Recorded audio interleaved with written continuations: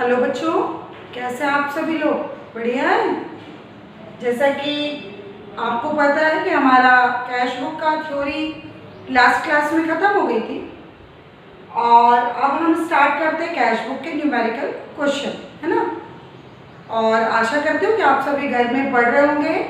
मस्ती के साथ साथ हमको पढ़ाई भी करना है। सितंबर मंथ लगने वाला है ना, और आपके एग्ज़ाम भी स्टार्ट होने वाले। कंटिन्यू आपके एग्ज़ाम्स होंगे। जो 70 मार्क्स कौन देगा?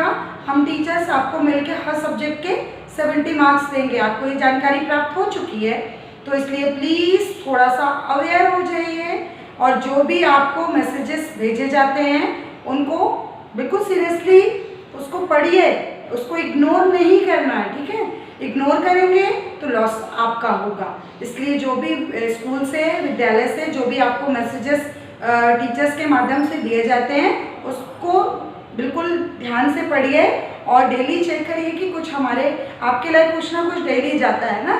हो सकता है कि 1 सितंबर से आपको पूरे 5 विषय का भी सिलेबस जाने लगे। अभी तो डे में आपको 3 सब्जेक्ट जाता है ना, लेकिन नई जो नीति आ रही है उसके अकॉर्डिंग हो सकता है आपको 5 विषय का जाने लगे। तो आपको पूरी 5 विषयों की कॉपियाँ भी कंप्लीट करनी है। जैसे आपको डे बाई डे बताया जाता है बिल्कुल वैसे ही आप अपनी कॉपी में नोट करते जाइए। चलिए, और आपको जैसे ही आपके एग्ज़ाम होंगे तो आपकी कॉपी भी मंगाई जाएगी, और जैसे अभी मंगा के चेक करी गई थी सेम उसी तरीके से आपकी कॉपी मंगाई जाएगी और चेक भी की जाएगी, ठीक है। फिर वो टीचर्स अलग अलग आपका एग्ज़ाम लेगा तो वो अलग अलग तरीके से आपको उस प्रोसेस में आपको बताया जाएगा। इस चीज़ का विशेष रूप से आप ध्यान रखें। आपको बार बार ये चीज़ बताई जा रही है, आपको व्हाट्सएप ग्रुप में भी बार बार भेजी जा रही है, तो प्लीज़ इग्नोर ना करें मैसेजेस को, ध्यान दें। क्योंकि स्कूल और बच्चों में अभी दूरी है, और दूरी के बाद एक माध्यम हमारा क्या है? मोबाइल फ़ोन, जिसके माध्यम से हम पढ़ाई कर रहे हैं, ठीक है। आप सभी को जुड़ना है इन सब चीज़ों से, है ना, और ऐसे ही हमको इस सत्र में पढ़ाई करनी है। तो चलिए स्टार्ट करते हैं लेसन जो हमारा स्टार्ट हो गया है 2.6 कैश बुक। इसका न्यूमेरिकल क्वेश्चन बहुत अच्छा चैप्टर है, मज़ा आएगा करने में। दूसरी बात है इंटरेस्ट के साथ करना, बोर नहीं होना। अकाउंट सब्जेक्ट जो है वो कभी बोर कर ही नहीं सकता है ना। तो हम जितना इंटरेस्ट लेकर उसको करेंगे, क्योंकि नया सब्जेक्ट है, 10th तक आप इसके बारे में कुछ भी नहीं जानते थे। तो आप देख रहे होंगे कि आपके सामने जो फर्स्ट कॉलम बन रहा है वो सिंपल कैश बुक का कॉलम है, ठीक है। सिंपल कैश बुक यानी सिर्फ अमाउंट का कॉलम इसमें आया है, यानी कुल इसमें कुल कितने कॉलम हैं? 1 2 3 4 5, ठीक है। जैसा कि आपको थ्योरी में बताया था, इसके कितने पक्ष होते हैं? 2 पक्ष होते हैं। तो यानी जो ये मेन पॉइंट है इसका, तो यहाँ से जो लेफ्ट हैंड साइड है वो हमारा डेबिट पक्ष हो गया, और यहाँ से जो राइट हैंड साइड है वो हमारा क्रेडिट हो गया। यानी हमारे कुल 5 कॉलम डेबिट के लिए, और डेट से फिर जो शुरू हो रहा है तो 5 कॉलम हमारे किसके लिए? क्रेडिट के लिए। दूसरी बात ध्यान रखें, डेबिट पक्ष में हमारे सारी रिसीव्स यानी प्राप्तियाँ आएंगी, और क्रेडिट पक्ष में हमारा सारा पेमेंट आएगा, ठीक है। जितना भी हम कैश में पेमेंट करेंगे वो सब कहाँ पर आएगा। और दूसरी बात, इसमें अभी आप देख रहे हैं बैंक का कॉलम नहीं दिया, डिस्काउंट का। यानी इस क्वेश्चन में हो सकता है कि इस क्वेश्चन में बैंक और डिस्काउंट से रिलेटेड कोई भी एंट्रीज हमको अभी नहीं दी है, क्योंकि स्टार्टिंग है। तो हमारे पास ये सिंगल कॉलम कैश बुक, या इसको हम सिंपल कैश बुक के नाम से जानेंगे। इसके कॉलम देखिए, अभी तक हमने अकाउंटिंग इक्वेशन के कॉलम देखे, जर्नल के कॉलम देखे, वो दोनों भी अलग थे। ये 3rd चैप्टर जो हमारा स्टार्ट हुआ है नेक्स्ट, ये भी कॉलम अलग है। पहला आपका डेट का कॉलम जिससे आप परिचित हैं, पर्टिकुलर यानी जिसमें हम विवरण देंगे, यानी और वॉइस नंबर और लेजर फोलियो, और उसके बाद अमाउंट डेबिट, ठीक है। फिर उसके बाद date, particular, voice number, LF और अमाउंट क्रेडिट। यानी आपका राइट हैंड साइड क्रेडिट पक्ष है और लेफ्ट हैंड साइड डेबिट पक्ष है। लेफ्ट हैंड साइड प्राप्ति पक्ष है और राइट हैंड साइड यानी दाहिना पक्ष है जो हमारा वो खर्चे का पक्ष है, ठीक है। तो इस तरीके से हम क्वेश्चन स्टार्ट करते हैं, और इन 2 कॉलम्स का भी कोई काम नहीं है। अमाउंट का काम रहेगा, पर्टिकुलर का काम रहेगा और डेट का, लेकिन ये बनाना कंपलसरी होता है, ठीक है। तो स्टार्ट करते हैं क्वेश्चन। देखें क्वेश्चन नंबर फर्स्ट देखेंगे, आप भी अपनी बुक में देखेंगे पेज नंबर 198, क्वेश्चन नंबर 1। हो सकता है आप में सत्र आगे पीछे हो, तो सत्र मैटर नहीं करता है, डेट मैटर नहीं करती है, एंट्रीज आपकी राइट होनी चाहिए। ठीक है, पहला है साधारण रोकड़ बही यानी सिंपल कैश बुक बनानी। अभी हमको एंट्री करने का तरीका सीखना है इसमें। तो पहला है 2015 1 अप्रैल, तो सत्र हम डाल लेंगे 2015 1 अप्रैल। ठीक है, यहाँ पर भी हमने लिख लिया 2015। अब डेट हम नहीं डाल रहे थे क्योंकि वहाँ एंट्री जब आएगी तो उस डेट से हम स्टार्ट करेंगे। सत्र आप देख रहे होंगे दोनों में 2015 लिख दिया हमने। ठीक है, स्टार्ट करते फर्स्ट एंट्री, रोकड़ हाथ में 1 अप्रैल, रोकड़ हाथ में। अब व्यवसाय प्रारंभ की जो भी कैश बुक बनाई जा रही है तो पिछला बैलेंस लेकर आ रहे हैं। ठीक है, रोकड़ हाथ में यानी कैश इन हैंड, तो उसको हम कहाँ पर लेकर आएंगे, डेबिट पक्ष में। ठीक है, तो हमने क्या लिखा, टू बैलेंस बीडी। हम कौन सा खाता बना रहे हैं, रोकड़ बही यानी कैश बुक। तो आप देखेंगे अंदर कैश तो आने से जिसका खाता बनता है उसका नाम अंदर मेंशन नहीं होता है। अगर हम कैश बुक बना रहे हैं तो कैश अंदर नहीं आएगी। किस कंडीशन में आएगी, किस क्वेश्चन में आएगी, वो आपको बताया जाएगा नेक्स्ट, जब भी वैसा आएगा आपके सामने तब। आप ये चीज़ माइंड में सेट कर लीजिए, जिसका भी खाता बनेगा उसका नाम अंदर मेंशन नहीं होगा। आप देखेंगे अंदर कैश वर्ड कहीं पर भी नहीं आएगा। ठीक है, तो कैश ही लेकर आ रहे हैं, पर हम देखो कैश नहीं लिख रहे, उसकी जगह पर हम क्या लिखेंगे, पहली एंट्री जो भी हम रोकड़ हाथ में आएगा उसको किसके नाम से लिखते हैं, टू बैलेंस बीडी के नाम से, यानी बीडी यानी ब्रोक डाउन, पिछले वर्ष का इस वर्ष में फॉरवर्ड कर रहे हैं। ठीक है, 5610 ये लिखा हमने 5610 अमाउंट के कॉलम में लिख दिया। ठीक है, टू बैलेंस बीडी, पिछले सत्र का भी हम बैलेंस उतार रहे हैं किसमें, इस सत्र में 5610 रुपये टू बैलेंस बीडी, और हमेशा टाइम में आएगा डेबिट भी आएगा। ठीक है, अब नेक्स्ट एंट्री देखिए 5 अप्रैल, अभय से रोकड़ प्राप्त हुई। अब जितनी भी एंट्री होंगी उसमें कैश जरूर आना चाहिए।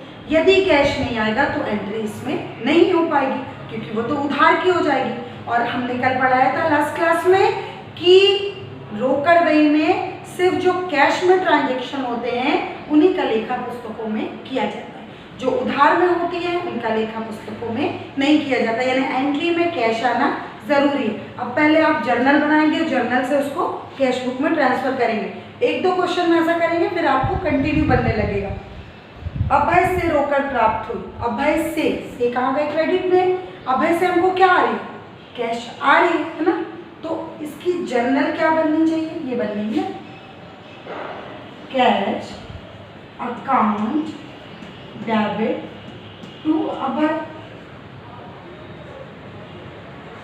ठीक है, अभय है ना। अब कैश कहाँ है, कैश आ रही है, किससे आ रही है, अभय से आ रही है, तो कैश कहाँ पर आ रही है, डेबिट। ये ध्यान रखिए, जहाँ कैश होगी, अगर कैश क्रेडिट में आएगी तो एंट्री क्रेडिट में होगी, यदि कैश डेबिट में तो एंट्री डेबिट में होगी। कैश कहाँ पर आ रही है, डेबिट में, और हमारा डेबिट पक्ष कौन सा, ये। पर कैश की जगह हम किसको लिखेंगे, अभय को लिखेंगे। ठीक है, टू अभय।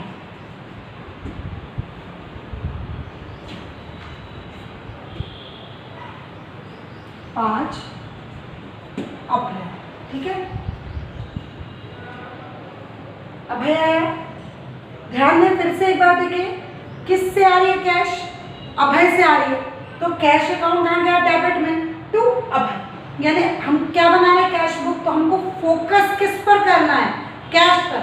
यदि कैश डेबिट में है तो एंट्री डेबिट में होगी, यदि कैश क्रेडिट में है तो एंट्री क्रेडिट में होगी, बट कैश की जगह अगले जो उसका अगला पक्ष है उसका नाम आता है, यानी कैश में नाम किसका आएगा, अभय। ठीक है, तो यहाँ पर हमने क्या लिखा, टू अभय। अब किसी का नाम है तो उसके आगे अकाउंट नहीं लगेगा। अमाउंट कितना है, 2100 रुपये, 2100 रुपये। ठीक है, नेक्स्ट देखेंगे, ईशान को नगद भुगतान किया, को है ना। अब ईशान को दे रहे हैं, ईशान को हम चुका रहे हैं। ईशान को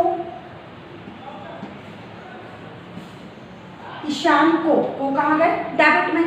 तो ईशान को गए डेबिट में, ईशान को हम क्या चुका रहे हैं? क्या दे रहे हैं ईशान को? कैश। ठीक है, आपको फोकस किस पर करना है? कैश पर। अब यहाँ देखो बच्चों, कैश कहाँ आ रही है? ईशान डेबिट हो गया, कैश कहाँ आ रही है? क्रेडिट में। और हमारा पक्ष क्रेडिट कौन सा है? बायां पक्ष, है ना, सॉरी दाहिना पक्ष। कौन सा है? दाहिना पक्ष, यानी राइट हैंड साइड हमारा। कैश कहाँ पर? क्रेडिट में, यानी क्रेडिट की वाला पक्ष, है ना, यानी एंट्री कहाँ पर होगी? यहाँ पर। ठीक है, पर कैश की जगह पर क्या आएगा? ईशान। कैश तो आएगी नहीं, कैश पक्ष कैश का होगा, नाम किसका होगा? ईशान। तो यहाँ पर क्या आएगा?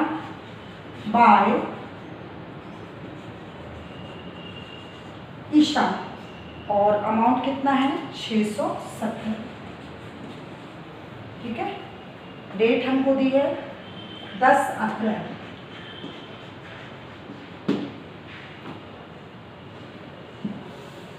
इसके बाद देखिए नेक्स्ट एंट्री है नगद विक्रय।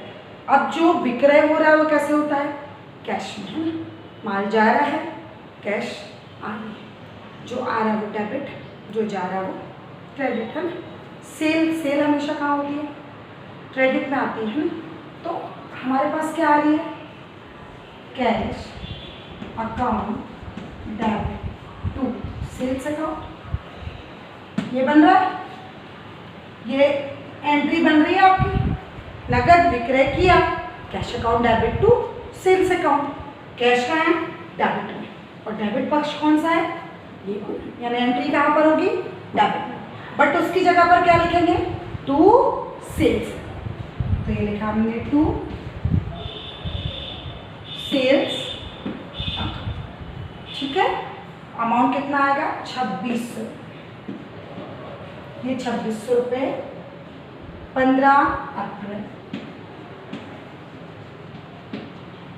आ रहा है बच्चों समझ में? 3 एंट्री हम कर चुके। कैश को हम फोकस कर रहे हैं। कैश अगर डेबिट में है तो एंट्री डेबिट में हो गई, कैश क्रेडिट में गई थी तो एंट्री क्रेडिट में हो गई थी, बट कैश की जगह पे उसकी अगले वाले पक्ष का नाम आ रहा है। ठीक है, नेक्स्ट है, ध्यान देंगे, बैंक में रोकड़ जमा की। बैंक में अभी हमने जर्नल एंट्री करी थी, सारी एंट्रियां उसी से रिलेटेड है ना। बैंक में रोकड़ जमा करी, बैंक में यानी बैंक में हमारे पास से जा रहा है, क्या जा रहा है? रोकड़। रोकड़ यानी कैश। कहाँ जा रहा है? बैंक में। और हमारे पास से जा क्या रही है? कैश। तो जो जा रहा है वो क्रेडिट, है ना। तो एंट्री क्या बन रही है? देख रहे हैं आप, bank account debit to cash account. आ रहा है कुछ समझ में? बैंक में क्या गई? कैश। जा रही है यानी क्रेडिट। तो बैंक में कैश गई, कैश कहाँ पर है? क्रेडिट में, यानी एंट्री कहाँ पर होगी? क्रेडिट में। बट उसकी जगह पर क्या आएगा? बैंक। कैश की जगह पर अगले पक्ष का, नेक्स्ट पक्ष का हम नाम लिख रहे हैं, यानी कैश तो आएगी नहीं। पक्ष क्या है? क्रेडिट, यानी हम आ गए क्रेडिट, यानी एंट्री होगी बाय। और बाय बैंक अकाउंट। ठीक है, 25 अप्रैल का है, 25 अप्रैल। और अमाउंट हैगा 3500। 3500।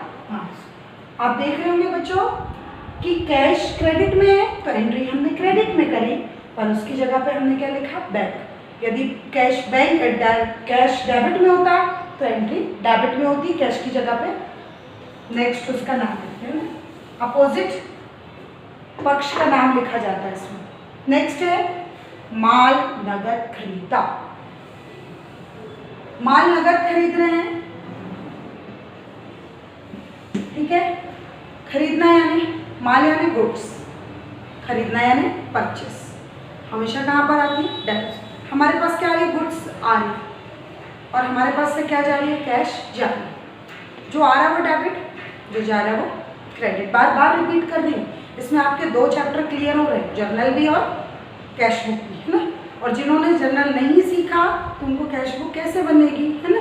इसलिए आपको जर्नल आना बहुत ज़रूरी है। एक एक क्वेश्चन बेटा मैंने कराए हैं, आप उसको यदि नहीं है तो आप निकालिए, लिंक आपको भेजे गए हैं और आप उसको वापस से देखिए। जो लेट में ज्वाइन किया है जिन्होंने, तो वो लिंक आप देखें और आप उससे भी आपको क्वेश्चन बनने लगेंगे काफ़ी कुछ। तो आप देख रहे हैं कि हमने जो माल खरीदा वो कैसे खरीदा, कैश। तो परचेस आप देख रहे होंगे, एंट्री क्या होगी, purchase account debit to cash account. माल खरीद रहे हैं, गुड्स हम परचेस कर रहे हैं। अब जिसका व्यापार करते हैं उसका नाम नहीं लिखते, इसलिए हम उसकी जगह पे क्या यूज करते हैं, purchase. Purchase account debit to cash. Cash कहाँ पर जा रही है, क्रेडिट में। क्रेडिट पक्ष कौन सा हमारा, ये वाला। एक बार आपको लिख देती हूँ, ये हमारा है क्रेडिट पक्ष और ये हमारा है डेबिट पक्ष। बार बार बोल रही हूँ, आपको देखने में भी होगा, है ना। तो क्रेडिट में यानी एंट्री कहाँ पर होगी, क्रेडिट, बट उसकी जगह पर क्या लिखेंगे, by purchase account, by purchase account. और अमाउंट है हमको 1800 रुपये, 1800। आ गया बच्चों समझ में। नेक्स्ट है हमारा फर्नीचर खरीदा व नगद भुगतान किया, ठीक है। 29 अप्रैल। आप देख रहे होंगे हमारे पास क्या आ रही है, फर्नीचर। फ्री की आ रही है क्या, नहीं, हमारे पास से क्या जा रही है, कैश जा रही है। जो जा रहा है वो क्रेडिट, जो आ रहा है वो डेबिट। एसेट्स हम परचेस कर रहे हैं, तो फर्नीचर खरीद रहे हैं, खरीद भी रहे हैं फर्नीचर, पर जब हम संपत्ति क्रय करते हैं तो संपत्ति का नाम लिखते हैं, यानी फर्नीचर हमारे पास आ रही है। क्या आ रही है, फर्नीचर अकाउंट डेबिट टू, हमारे पास से क्या गई, कैश गई। फर्नीचर आई, कैश गई। कैश कहाँ पर आ रही है, क्रेडिट, यानी यहाँ पर। उसकी जगह पर हम क्या लिखेंगे, बाय फर्नीचर। Furniture account. कितने का हम फर्नीचर खरीद रहे हैं, 23,000, सॉरी 2300 का, 2300, ठीक है। और लास्ट एंट्री है किराया दिया, रेंट पेड कर रहे हैं, ठीक है।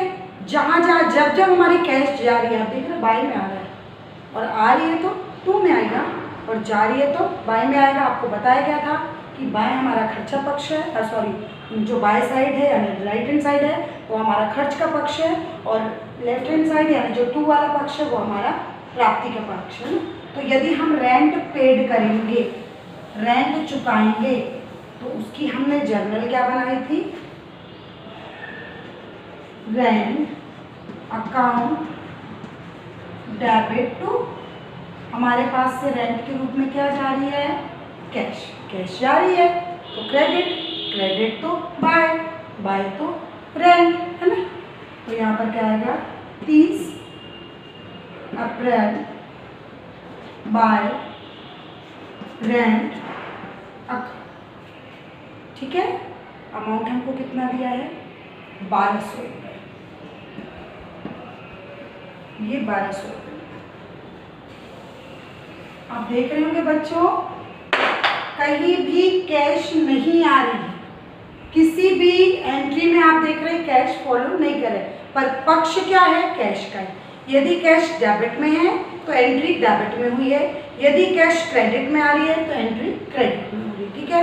बट कैश अंदर आ नहीं रही, कैश का नाम अंदर हम नहीं लिख रहे। क्यों नहीं लिख रहे, क्योंकि हम कौन सी बुक बना रहे हैं, कैश बुक बना रहे हैं, इसलिए उसका नाम अंदर नहीं आएगा। लेकिन कब कैश अंदर आएगी, जब कैश और बैंक के कॉलम साथ में होंगे तो उस स्थिति में कैश अंदर आएगी, लेकिन बाकी जगह हम देखेंगे तो कैश अंदर नहीं आएगी, ठीक है। ये तो हमने क्वेश्चन कर लिए। अब बच्चों इसका आंसर कैसे निकालते हैं लास्ट जर्नल में तो हमने अकाउंटिंग इक्वेशन में भी दोनों साइड का इक्वल आया था और जर्नल में भी हमारा दोनों साइड का इक्वल आता था, बट यहाँ पर ऐसा नहीं होगा, हमारा दोनों साइड का आंसर इक्वल नहीं आएगा, हमको बैलेंस निकालना पड़ेगा। और वो बैलेंस हम कैसे निकालेंगे देखेंगे बच्चों। अब इसका हमको बैलेंस निकालना है, ठीक है। हमें नहीं पता कि डेबिट का टोटल ज़्यादा है कि क्रेडिट का, तो पहले क्या करेंगे, हम एक तरफ रफ वर्क में ये वाला टोटल कर लेंगे और एक साइड रफ वर्क में बाय साइड का टोटल कर लेंगे, ठीक है। दोनों साइड का जब हमने टोटल किया तो आप देखेंगे कि जो डेबिट साइड का टोटल है इसका टोटल आ रहा है 10, ये रफ वर्क है 10,310, ये डेबिट साइड का टोटल।